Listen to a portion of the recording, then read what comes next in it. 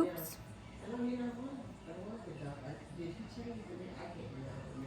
Hi, can you hear me okay? Hi, can you hear me? Can you hear me now? Okay, good. I had my headphones in, and so when I was connecting, it was saying it was switching over, and so I wanted to make sure we were good.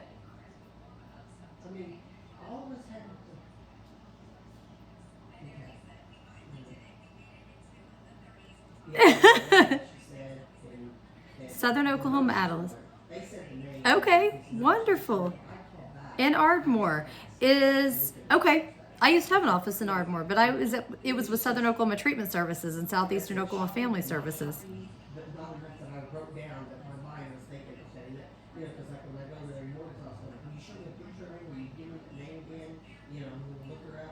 That's wonderful.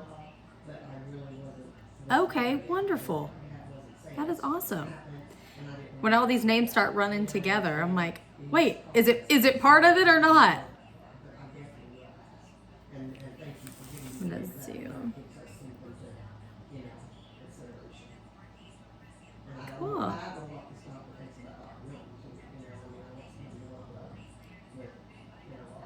Okay.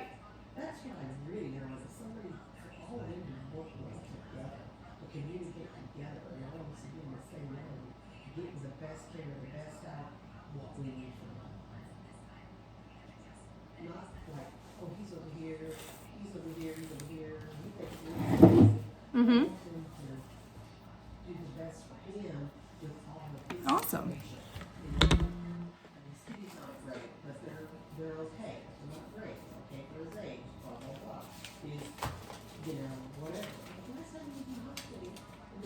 Awesome. So on the Q&A side, like if anybody has any questions, you'll just kind of relay what you see. And then can I screen share whenever I'm talking? Is that something that's okay?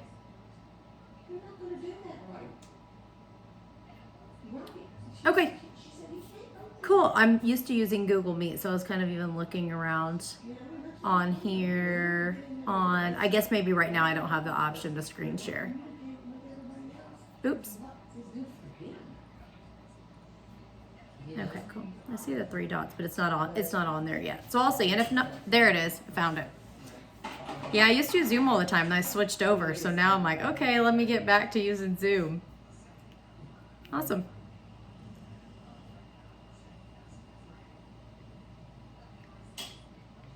So we're gonna branch off and talk about just healthy habits mentally and physically. Yep. Thank you.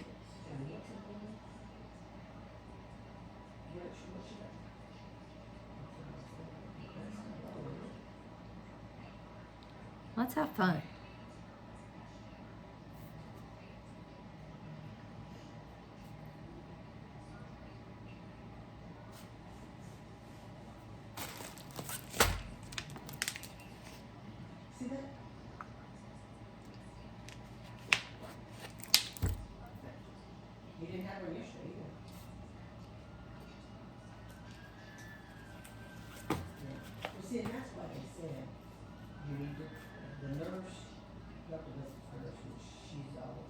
How often do y'all do lives?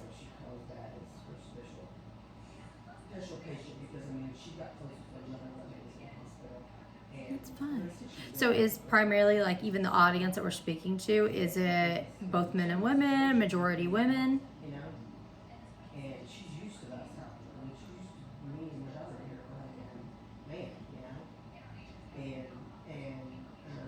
Uh-huh.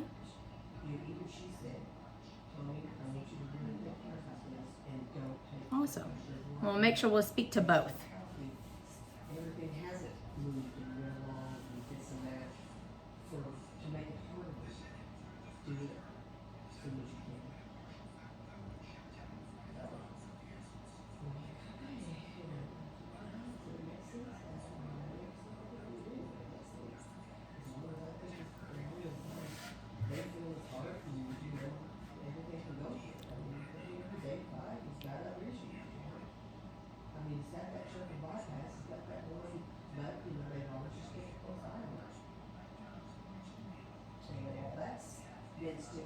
That's awesome. Thank you, Summer. Thank you for having me here, everyone.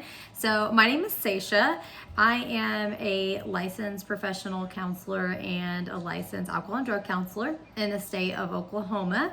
And I also am a wellness coach. So I run a remote coaching program just so that way you have a little bit of background about me. So today I really want to be able to focus on the physical side as well as the mental side that comes along with healthy habits and taking care of ourselves as parents. So I can totally relate to all the parents out there. I am a mom to 2 little ones. Just so you have a little bit of background about me personally, I have a 3.5-year-old and my son is autistic.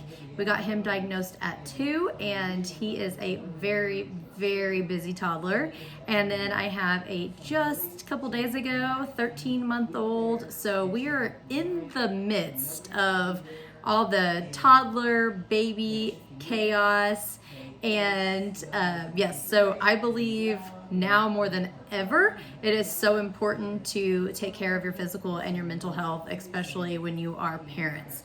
So my own personal health journey started about 12 years ago. I realized that I had become extremely unhealthy after I graduated from college, and I developed a lot of unhealthy habits during college and just could tell all that was really taking a toll on me mentally and also physically.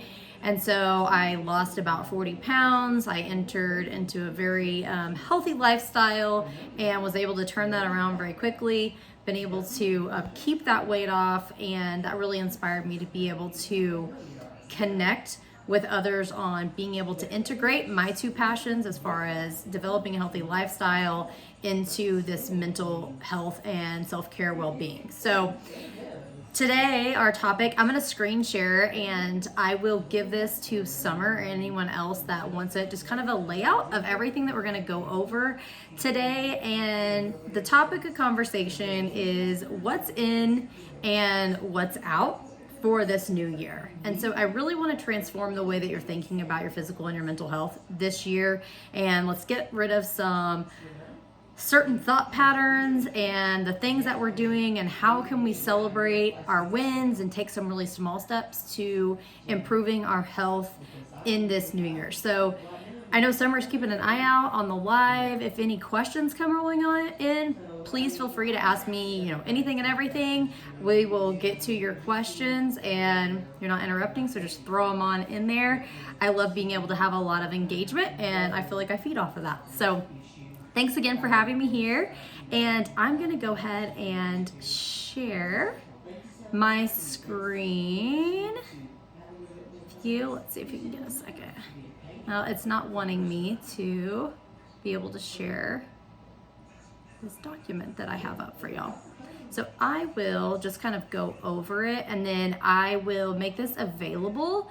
It's just a basic little template that I created of kind of this little bullet point reminder of like what's in and what's out for this new year. So I always work really well on having visuals. So if you would like a copy of that, feel free to let anybody know and I will be able to send that over. So first thing that I believe sets a total tone for the day is our morning routine. So you can go ahead and like raise a hand in the comments if you have a morning routine. Let me know if you're like, I'm totally lacking a morning routine, but that really does set the tone for our day. So what's in for this year is developing some type of morning routine. And what's out is hitting snooze. So let me tell you why. So every time that you are hitting snooze, you are basically telling yourself like, I am not ready to tackle this day. And when you wake up and you are already at a loss of feeling defeated by the day, whether it's forecasting, what's coming along during the day that you have to handle. For me, I know I wake up to crying babies sometimes, and it's so important for me to be able to actually get some of this time in for me personally, for myself, before I have to tackle and handle everyone and everything else for the day. So with a morning routine, I really want to encourage you to break it down in a couple areas. And this does not have to be big or a lot of time, okay? So when you think about a morning routine, think about things that really help put you in a really great mental state to start the day. What helps you prepare to tackle all the chaos, the unexpected, the stress of what the day has to bring? So examples of some things that could go into a morning routine would be doing some things like a devotional in the morning, being able to do some type of meditation, some light stretching, maybe just have a cup of coffee or tea in peace and quiet. So being able to develop a routine that is just for you in the morning, and to start off, look at doing something that is just 10 to 15 minutes. It doesn't have to be a large block of time, and let it build from there. Because I feel like even now, especially like seeing so many different things on social media, we think, oh my gosh, I have to wake up at 5 a.m. to get my morning routine started. And you may not need to wake up at 5 a.m. You just may need to wake up 30 minutes, 20 minutes earlier than you do currently now in order to get in a little bit of time for yourself. So I really want to encourage this year going in and being like, okay, what type of morning routine can I develop that helps me physically, mentally, spiritually, emotionally, put me in a really good headspace, and to not hit snooze. Little side note for those of you that may have 3-4 alarms that go off, because I totally used to be this person. Never consider myself a morning person. I would have alarms set because I knew I was going to hit snooze and I knew I could fall back asleep. And I will tell you, I was the biggest procrastinator when it came to getting out of bed. And I think a lot of that had to do with like the stress and the forecasting of what was coming in the day, of the chaos and the things I was going to have to handle. And I was like, you know, covers over your head. I am just not ready to deal with any of this for the day. So remove all those alarms. Like, go into your phone right now. Most of us use our phones to wake up. Go in and like take off all those alarms. Allow yourself one alarm, the opportunity to hit snooze once if you must. And from there, be like, okay, like that is it. Like this alarm, this 9-minute window, like I am up, I am out of bed, and I am ready to go. You're going to tell yourself automatically that you control the day, and you are going to win simply by getting out of bed and not feeling like you're having to just totally drag yourself. Habit number 2 that is in for this year is consistency. You can let that word sink in a little bit, because most of us have a problem with being consistent. So what I find as a counselor, as a coach, especially working with a lot of women in particular, is a perfectionist mindset. That if I can't get done everything, or if everything can't go perfectly as planned, we throw our hands up and we're like, why even bother? Little alarms may be going off as we're talking about this right now, and be like, I do that all the time with my diet. So if the day goes bad, you mess up at lunch, you're like, the day's a wash, I'll start over again tomorrow, or I'll start over again on Monday. Being consistent with whatever habits you put into place is going to be one of the greatest gifts that you can give yourself, as far as developing, again, that confidence and following through with the promises that you keep to yourself. That means letting go of perfectionism, especially when you are a parent. There's no such thing as being perfect when you are a parent. Things are going to happen, life is messy, and just going ahead and accepting that things are going to potentially get in the way. And as you begin to identify what those patterns are of things that typically get in your way during the day, then you can develop a plan. So this is something that you could do with any of like your treatment staff, if you're in counseling, any type of groups that you're a part of. You're like, I always seem to have this one particular problem. Like, we'll use nutrition for example, is so-and-so always brings in cookies to the office, and then that just totally throws off my diet. Okay, well, if that's the problem that tends to come up, then I want you to be able to say, these cookies are the problem. They always seem to throw me off of my diet. Then you can address that adversity, that challenge that always seems to come into play. So that way you can begin to address and have a plan to overcome that. But most importantly, is to be consistent with whatever promises and goals that you set out as far as your habits go. And this is day to day. If one of the new habits is the morning routine, I highly encourage you to do your morning routine 7 days a week. You may sleep in on the weekends if you have that luxury, and your morning routine may not happen at 7 a.m., but it's still able to happen at 9 a.m. So be able to keep those things in place. So I had somebody, Sam, were asked, excuse me, in the comments, how long does it typically take to form a new habit? There's all kinds of different research out there on how long it takes to develop a new habit. Some can say a new habit develops as soon as like 21 days. Others say we need to give ourselves a little bit longer, so closer to like, a 12-week mark. So for me personally, I feel like the hardest part in developing a new habit is just gaining that momentum. So this is where the consistency comes into place. So like once you develop a new habit, like you need to be consistent to build that confidence in yourself of like aim first for 10 days. Like I think that's a nice, pretty little target. It's a little bit longer than a week, but we're not having to commit too far in the future. Like for the next 10 days, I'm gonna make sure that I don't hit snooze. Now here's the thing, like once we have that new habit in place and once you have that momentum, you want to keep momentum. Think about a train leaving the tracks, right? Like, okay, this is you and your new habit. What's the hardest part? It's that getting up and going. It's like you're slowest in the beginning because you're having to build up that momentum, and then like the train just takes off.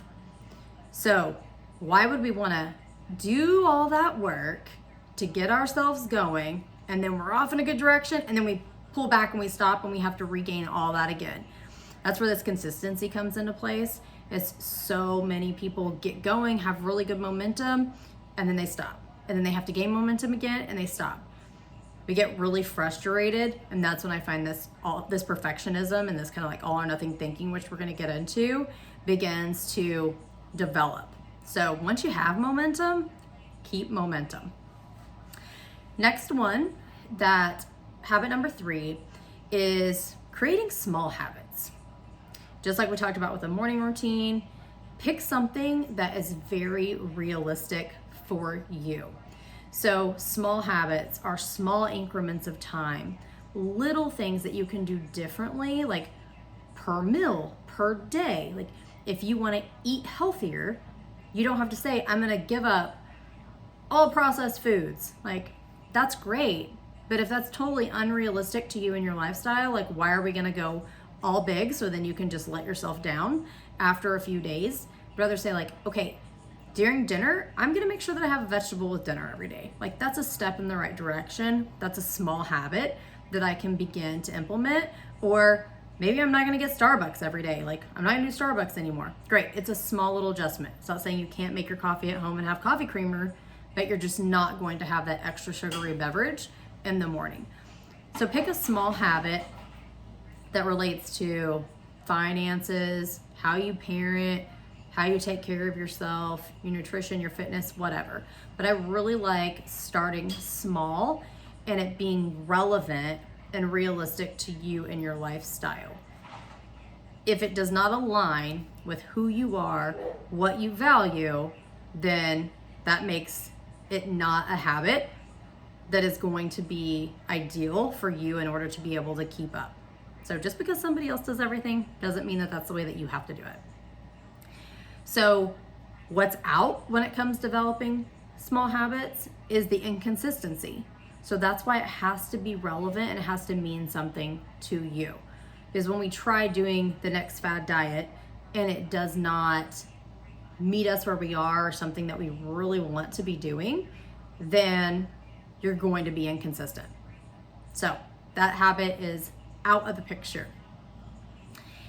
Next one is one of my favorites, and as busy working parents that I believe gets totally neglected, is celebrating wins. So you have wins every single day, no matter how small they may be, and they need to be celebrated. So I actually have a productivity planner that I use personally. I developed. I will also share that with Summer, and she can feel free to share that with any of you. It's how I structure out my day, and part of that is a morning gratitude exercises. It's simply just, what are 3 things that you're grateful for, however small. And then at the end of the day, it's like, let's celebrate the wins. What are the wins for the day?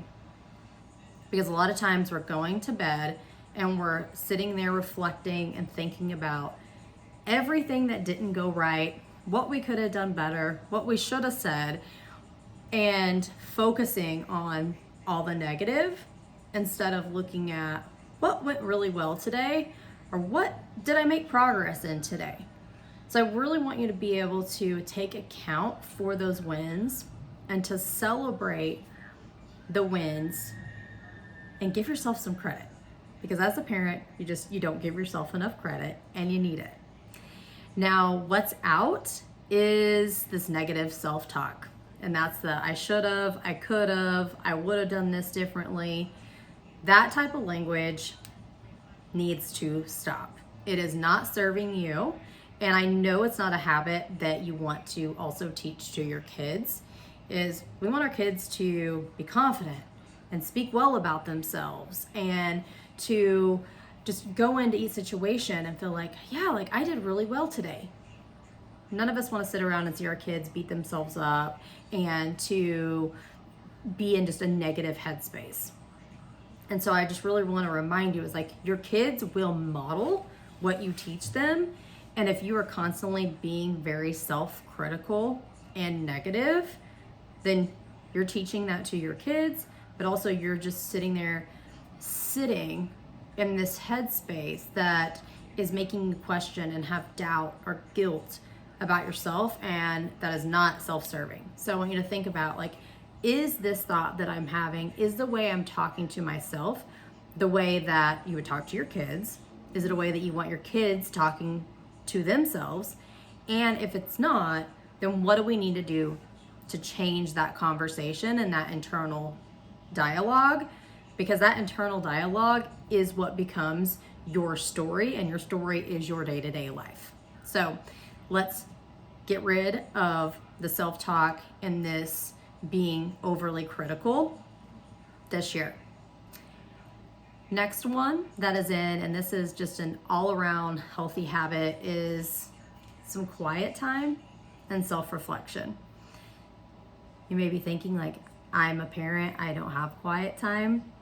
Still, these little moments that you get of being able to be quiet, be in your own body, your own mind, and to be able to self-reflect.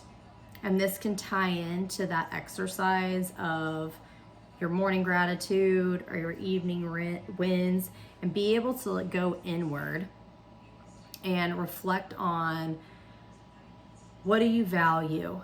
What do you care about? You may be even wondering, like, what your purpose is, even beyond being a parent. And I know that this is something that is a hard conversation that I have with a lot of my clients that are moms, is maybe their identity used to be tied up into their career, and now they're trying to juggle career, or maybe they've left their career and then now they're just completely mom. And it's figuring out, like, who am I now in this phase of my life, and this new identity that I hold? And it's like, what's my purpose? Like, am I meant for more? And this is something that I know I even really struggled with becoming a mom. Is I'm like, okay, my purpose is to take care of these kids and do everything for them. And I love my kids to no end, but that's also not the only part of my identity. And that's why I'm here with you today, is because I have this need to be able to serve and give back and to feel like I'm offering like what I feel like is my strengths to other people. So be able to reflect and be like, what makes you feel whole? What are you valuing? To be able to ask yourself some hard questions and let that guide even your new habits.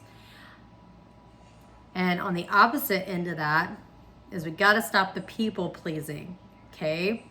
So this is something that is even so common in moms, is being a people pleaser. And I think just women, some men, even in general, you may find that you are the yes man, the yes woman to everything.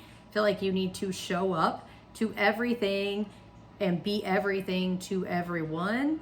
And we're done with the people pleasing.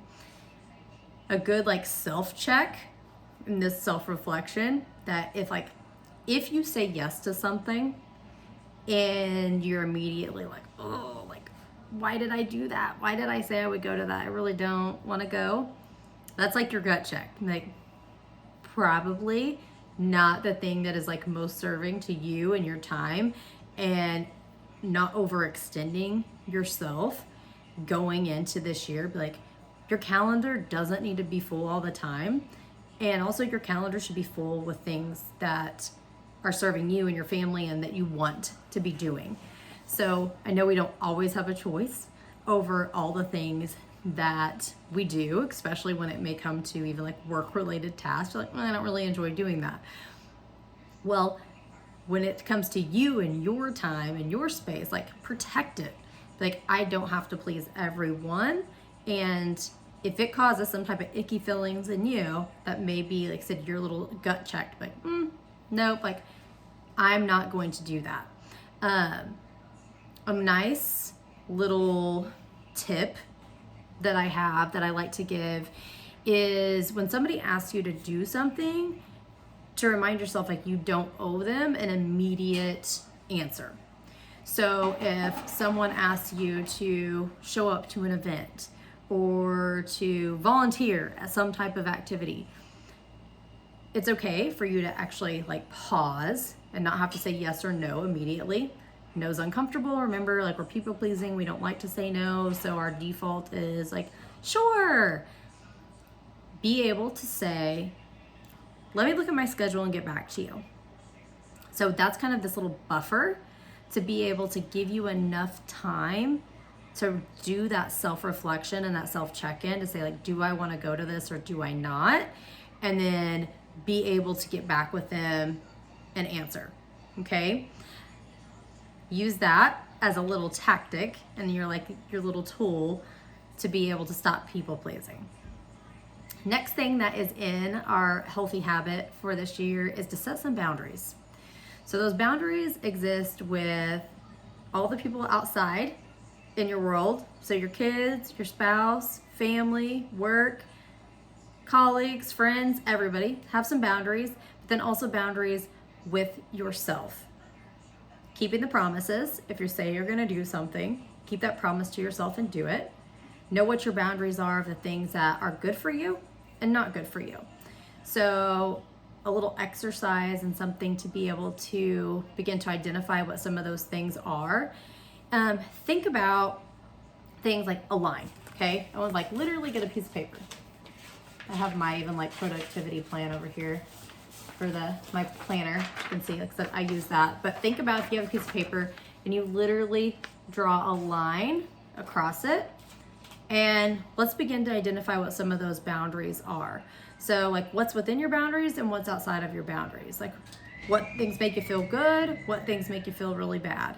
And be able to look at that from a personal perspective and then also from your interactions. Like, where are we lacking boundaries? Where do we need some more boundaries at in our lives that would be more serving to making us more physically well, mentally well, and just all around healthier? And then what we're letting go of and what's out is this outside affirmation. Like, does it feel really good to get confirmation from other people that we're doing a good job, that they appreciate the things that we're doing? Of course, like, we want to be surrounded by people that appreciate and show us that they appreciate the work and the effort that we're putting into things and for our time. But we're no longer going to seek that from other people. Like everything, really believe this, everything that you need exists within you. And the more that you can at your core tap into that, be like, I know this is right for me. This feels really good for my body and my being, then it doesn't matter that it doesn't align with what your best friend is doing, because this is what works for you. What works for you and your family may not be what works for them, and just because they don't agree with the way that you parent or the help that you decide to receive, or you leaving your job, whatever it may be, that is okay. And to be okay with not pleasing other people and looking for other people to constantly affirm your decision making and what you're doing. You've got to develop that confidence in yourself and know that you have everything that you need, and you're doing like your gut checks, but these are the things that are working and the best for me. Okay, so one of the things that I want to wrap up with, this is my last habit, and then we can answer any questions if you may have them. But one of the big wrap-ups ties completely into the very first healthy habit, is this evening routine. And I believe how you start your day and how you end your day can make a world of difference on your mental headspace and your mindset. It is literally what sets the tone for your day. And then when you're ending your day, having a plan, being prepared, it is setting the tone for the next day. So that way you feel focused, you have more energy, and you are overall more productive. Because as a parent, I think that's all the things that we feel like are just being stolen from us constantly, is like, I do not have enough energy. I do not have enough time to take care of myself or do all of these things.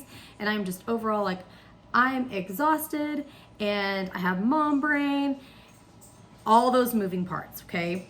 So the way that you structure your evening routine will have you more focused, more prepared, lead you to be overall more productive the following day. So let me tell you like a brief way to be able to outline this and do it. So we've done our wins for the day. So take and count your wins. Another couple things that I like to look at overall for the day to tie in this like whole body approach is like, did I move my body? Okay, did I move my body and how many minutes did I move my body? Did I drink some water? Water plays a key role in your mental clarity.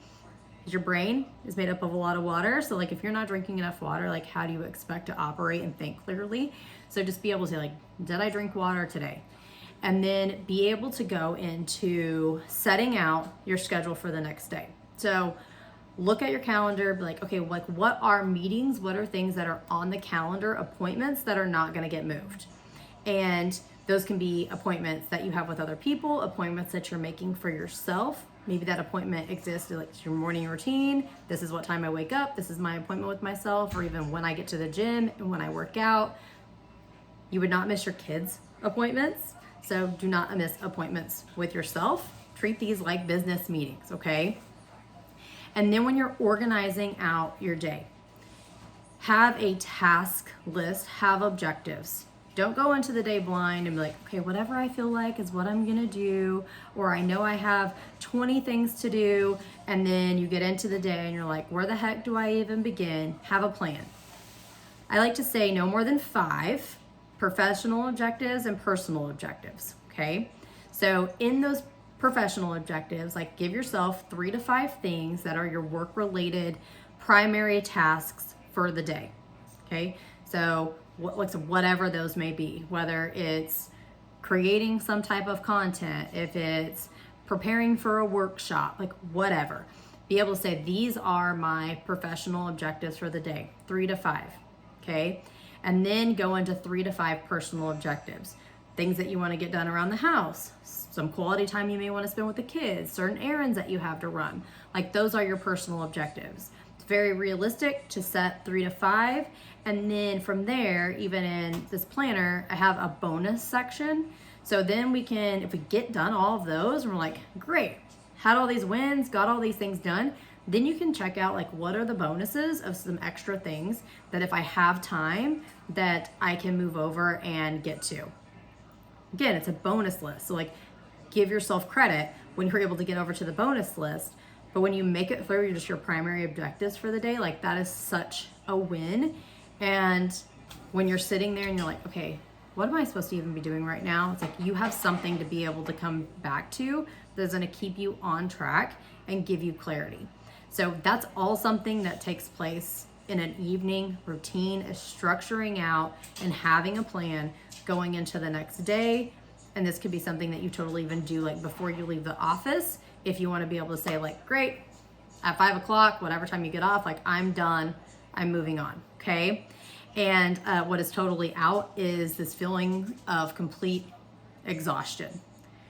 So the more that we win, the more that we keep promises to ourselves, and the more that we're able to go into the evening in a wind down and be able to relax our mind and our body, the better that you're going to sleep. And when you sleep is whenever your cortisol levels and all the stress goes away and your body resets, which if you're trying to lose weight will help you lose weight if you sleep well. So like literally our mind and our body, all those things are completely connected. Losing weight, being healthier isn't just about fitness and nutrition. It is about your sleep and how you manage your stress and your personal development, your mental clarity. Like everything is a whole body approach. Okay. So avoiding complete exhaustion is what's out for this new year. So I hope this was really helpful. Said this is kind of just scratching the surface, and you're able to like dig into any of these core areas deeper.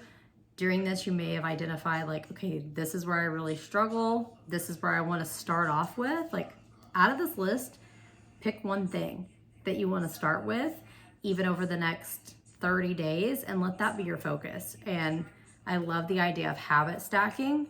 Maybe let some of these habits stack over the course of this year. Summer said, making your life a priority is the struggle of most moms. Sure is, but it is necessary. Yes, it is completely necessary. Like making yourself a priority is not, it's not a want. Like it is a need.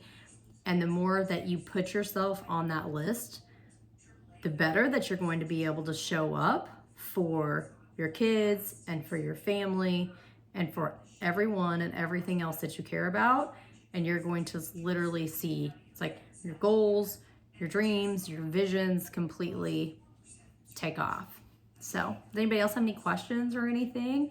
Again, you can let Summer know, you can let me know, and then I will send over to you, Summer, and attach those forms if anybody would like a copy of those and be able to use those. But I'm all done. That's it for me.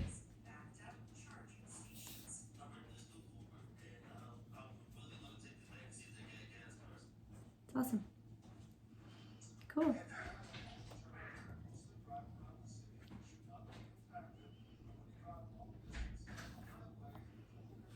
Yeah, that's awesome. I hope this was really helpful.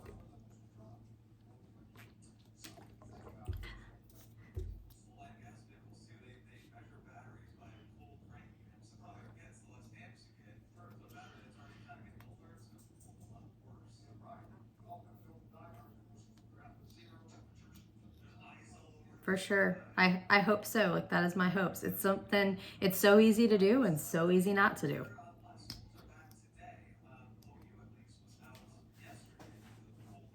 Cool.